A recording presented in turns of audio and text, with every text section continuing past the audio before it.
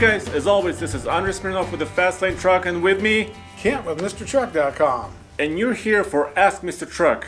Yes. And I'm glad you're here too. I want to ask Mr. Truck something. You do? Yeah, what's the price of rice in China? Okay, well, I know what the price of this book is. Yes, it's a value. Truck Nuts.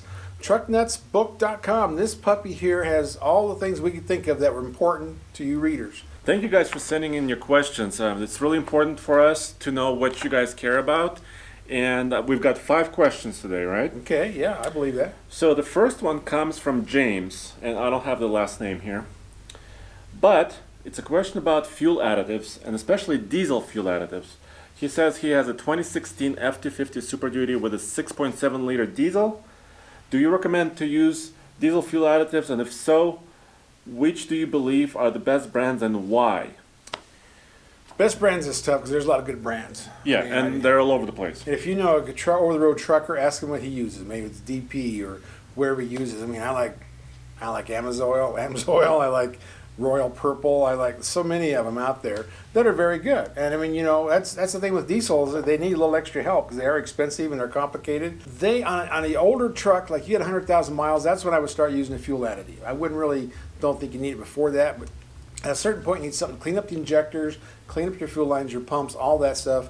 At a certain point, you need a little help, and in the winter. Because, you know, they go to the number 1 fuel, like in Colorado, instead of number 2, they have no paraffin wax in it, so they have other additives they put in there to lubricate your engine. But I think that would also be a good time to use an additive. The next question has to do with trailers. And I don't have a name on this, so I apologize. But it's about gooseneck versus fifth wheels. The question is, I have always wondered why do gooseneck trailers have safety chains while fifth wheel hitches do not? Now that has to do with laws and lobbyists. Oh, it's a complicated question. Yes, because the RV industry, the over-the-road trucker industry, they have lobbyists. Okay. So they kind of lean toward helping the people make those laws. And the people who pull horse traders, which is the few construction guys and horse trader guys, we don't have lobbyists. So we don't get our way when it comes to those kind of regulations. But look at Ram's 30,000 pound trailer rating. Look at Ford's 30,000 pound rating. You won't see that on a fifth wheel. That's gooseneck. Gooseneck ball, 2 5/16 ball, sometimes a 3-inch ball. Goosenecks higher rated by the truck manufacturers. They believe in them more. RVs, I think on Ford it's like 27,000.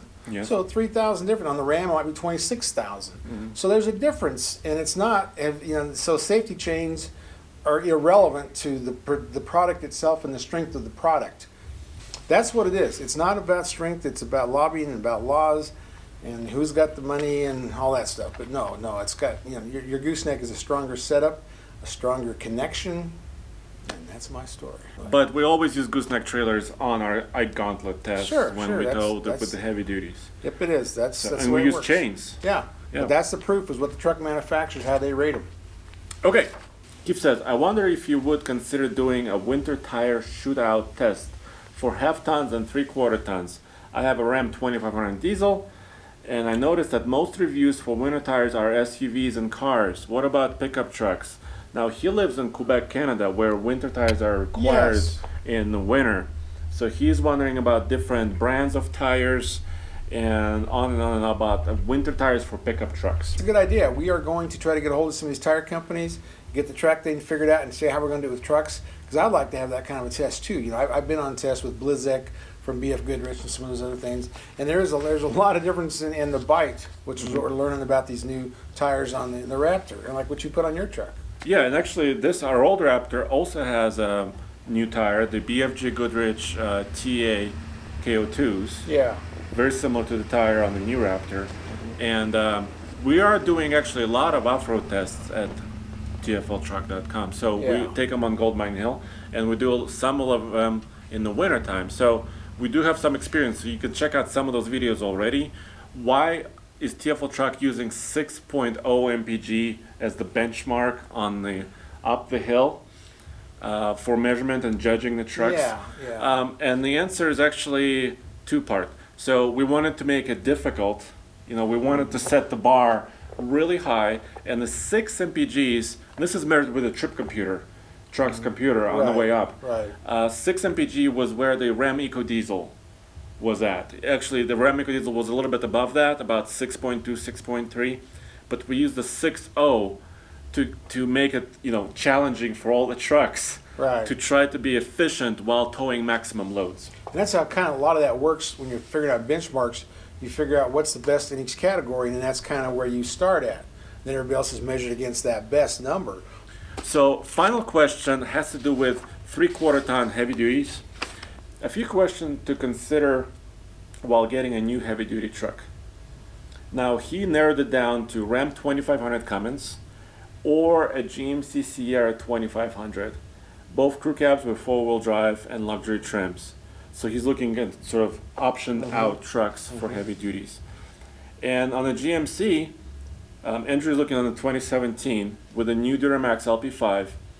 His question is, I know the engine is all new. What improvements did the Allison transmission receive along with the extra power from the engine? And these are both 2500s. Yes. So that's the biggest thing about that question is you're going to go back to the 68 RFE Ram transmission, Right. not the Ison.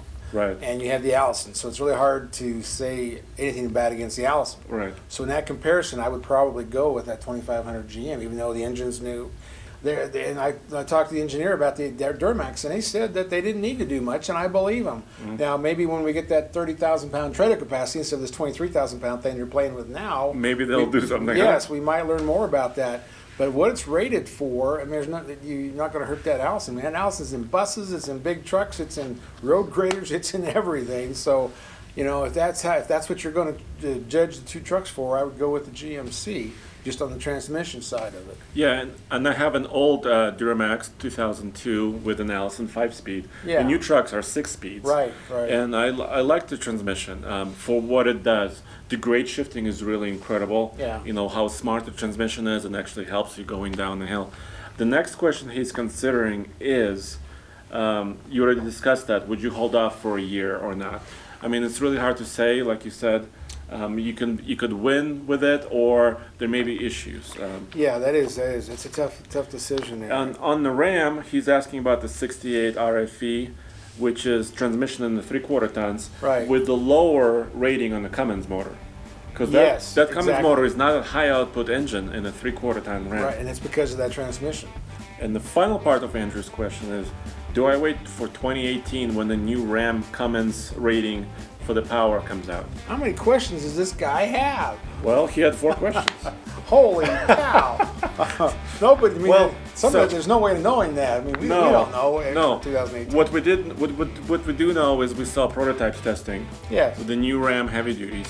We know nothing about what kind of power they're turning up, because they do want to fight against the Ford and the, Sure, and the GM. sure, but sure. sorry, maybe next year we'll be able to tell you more. Yeah, and that's the thing with those trucks. Ram is very competitive. They jumped in the number 2 spot on heavy duties and light duties, ahead of GM sales. Keep your questions coming. You can comment below on this video. You could also send them to ask@tfltruck.com, or what is your email? Kent at mrtruck.net. Okay. But you could keep your questions coming. We love that. We want to answer as many as possible. Thank you. Go back to tfltruck.com for more news, views, and real-world reviews, and mrtruck.com.